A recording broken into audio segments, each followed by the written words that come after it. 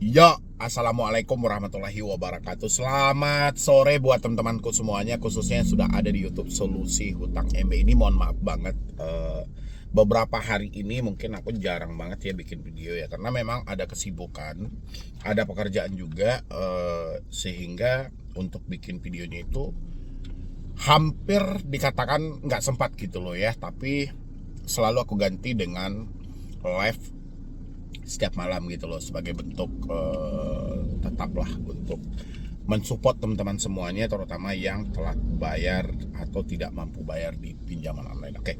Hari ini yang mau kita bahas adalah ada 66 pinjol kata OJK itu telah dicabut izinnya, dan ada 196 pinjol yang telah diberikan sanksi. Pertanyaannya adalah, teman-teman pasti penasaran dong, Bang.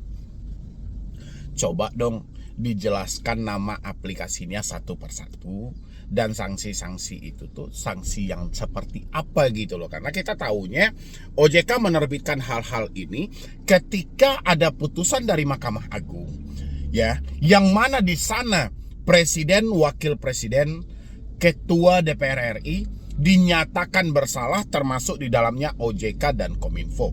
Mahkamah Agung sendiri meminta ya, atau memerintah presiden, wakil presiden, ketua DPR RI, Kominfo dan OJK membentuk aturan yang lebih tegas lagi ya, membuat yang lebih transparan lagi untuk pinjaman online ini.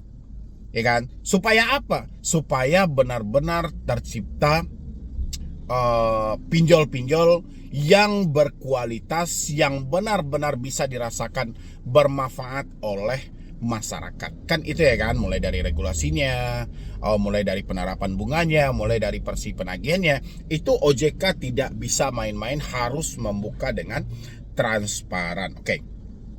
Ini yang mau saya jelaskan buat teman-teman semuanya di sini. Tegas OJK sanksi penyelenggara fintech lending yang melanggar ketentuan.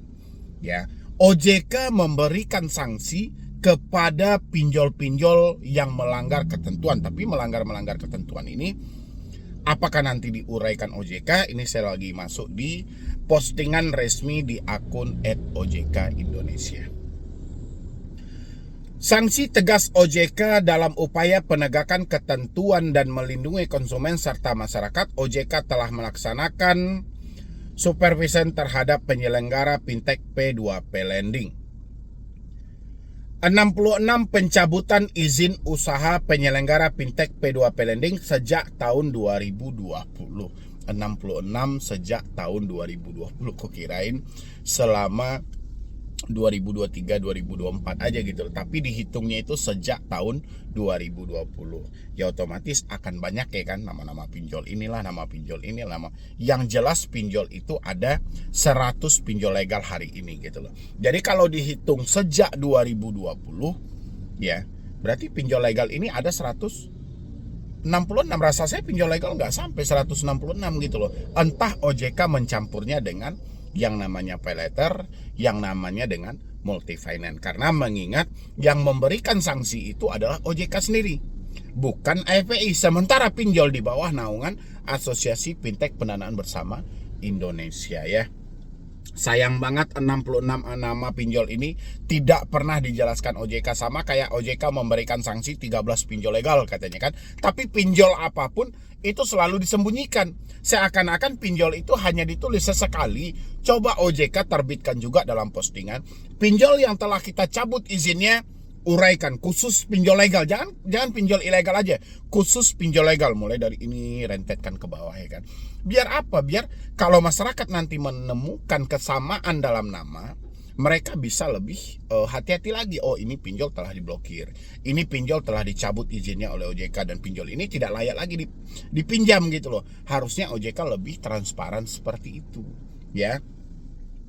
Habis itu 372 sanksi administratif periode Januari sampai Juni 2024 terdiri dari 196 sanksi peringatan tertulis. Oke. Sanksi peringatan tertulis ini sebanyak 196 yang dilayangkan OJK sementara ya.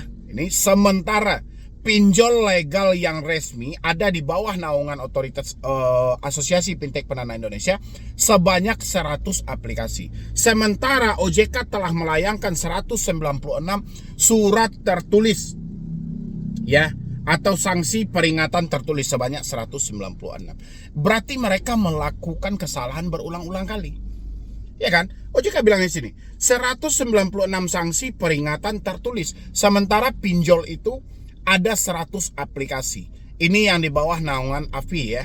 Dan untuk di bawah naungan OJK mungkin banyak lagi itu yang multi finance, yang pay letternya itu di bawah naungan OJK. Di bawah Bank Indonesia banyak lagi.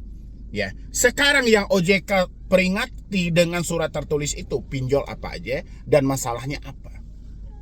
Ya, kenapa OJK yang malah keputusan Mahkamah Agung itu lebih transparan, lebih terbuka? Kenapa OJK tidak begitu terbuka? 196 ini dilayangkan ke pinjol mana? Dan apa permasalahan mereka? Biar masyarakat juga menilai permasalahan bahwa mereka telah diperingatkan oleh OJK, diberikan sanksi tertulis oleh OJK karena mereka melakukan tindakan yang seperti ini. Harusnya kan terbuka OJK-nya. Tapi kenapa OJK tidak terbuka? Ya kan? Habis itu lagi 166 sanksi denda. Ya, ini lebih parah lagi gitu loh. Dendanya itu sekarang terkumpulnya di mana? Dendanya itu berupa uang kah? Berupa apa ini? Ya kan? Karena ini bahasanya bahasa denda. Jadi apakah itu dibebankan dengan uang oleh OJK atau dibebankan seperti apa? Dan pinjol apa saja itu gitu loh. Dan dia yang dibebankan dengan denda itu melakukan kesalahan yang seperti apa sih sebenarnya gitu loh. Ya, ini biar lebih terbuka aja. Karena masyarakat dibebankan dengan bunga tinggi, diberatkan dengan cara penagihan, habis itu data mereka merasa tidak aman ada di aplikasi itu. Ini 3 permasalahan yang tidak bisa dipisahkan sama sekali. Ya, penagihan paling utama, mulai dari penyebaran data sampai menagih keluar dari kontak darurat, sampai melakukan caci maki, sampai melakukan pengancaman, penghinaan dan segala macam, itu dilakukan oleh tim penagih pinjol. Ya, pertanyaannya adalah OJK dan AFI sudah mengecek belum semua pinjol-pinjol yang bekerja sama dengan debt collector itu, apakah benar mereka telah terverifikasi, apakah benar mereka telah legal, resmi, mempunyai sertifikat di bidang penagihannya. OJK sudah cek apa belum? Karena sumber permasalahan yang paling terberat itu dari penagihan, baik itu berupa WhatsApp maupun berupa telepon via mengancam gitu ya kan, melalui email, mengancam melalui WhatsApp, mengancam melalui telepon. Ini sumber masalahnya. Ya, karena OJK katanya telah melayangkan peringatan tertulis 196 dan memberi sanksi 166 pinjol, diberi sanksi denda gitu loh. Terus nama aplikasinya yang paling pertama gitu loh. Mana tahu dalam 196 ini sanksi peringatan tertulis itu di satu aplikasi ada yang double nggak sih? Misalnya kemarin diperingatkan tertulis di aplikasi A, minggu lalu juga diperingatkan tertulis di aplikasi A. Jadi akhirnya menumpuk peringatan tertulis itu. Peringatan itu dipatuhi apa tidak? Habis itu kata OJK di sini 7 sanksi pembatasan kegiatan usaha. Ya oke, kemarin-kemarin kita juga sempat mendengar OJK membatasi pay letter dari Akulaku kemarin-kemarin. Tapi apa kelanjutannya sekarang kita juga nggak tahu ya kan. Tapi tetap aja pay letter itu tetap berjalan kah? Atau pay letter itu telah dihentikan kah? Atau pay letter itu lebih diperketat seperti ini? Kejelasan di balik itu kan sudah nggak ada gitu loh. Seakan-akan OJK ini gini, banyak dia membentuk aturan tapi tidak satupun aturan yang dipatuhi oleh pinjol. Banyak OJK melakukan pencabutan izin, ya kan? Tapi OJK tidak menyebutkan izin pinjol mana yang dicabut gitu loh. Habis itu OJK telah memberikan sanksi peringatan kepada pinjol mana dia ingatkan gitu loh. Secara tertulis apa kelakuan yang mereka lakukan, apa tindakan yang mereka lakukan, apa kesalahan yang terjadi. Buka kepada masyarakat biar masyarakat juga ikut menilai. Masyarakat tidak akan memvonis pinjol itu jelek ya. Paling tidak masyarakat bisa lebih hati-hati lagi, lebih selektif lagi dalam mencari pinjaman. Oh ini begini, oh ini begini. Jadi dia tahu apa bahaya-bahaya buat kedepannya. Jangan OJK hanya menghimbau bahaya menggunakan pinjol ilegal. Ingat, OJK telah memberikan 196 sanksi peringatan tertulis kepada pinjol legal. Berarti berbahaya juga menggunakan pinjol legal. Harusnya seperti itu gitu loh. OJK-nya seimbang, jangan OJK berat sebelah seperti ini. Ya nggak sih? Habis itu, satu pihak utama yang telah dikenakan sanksi penilaian kembali. Sanksi terhadap 2 penyelenggara fintech P2P Lending, koordinasi dengan aparat penegak hukum, moratorium perizinan baru penyelenggara fintech P2P Lending sejak 2020.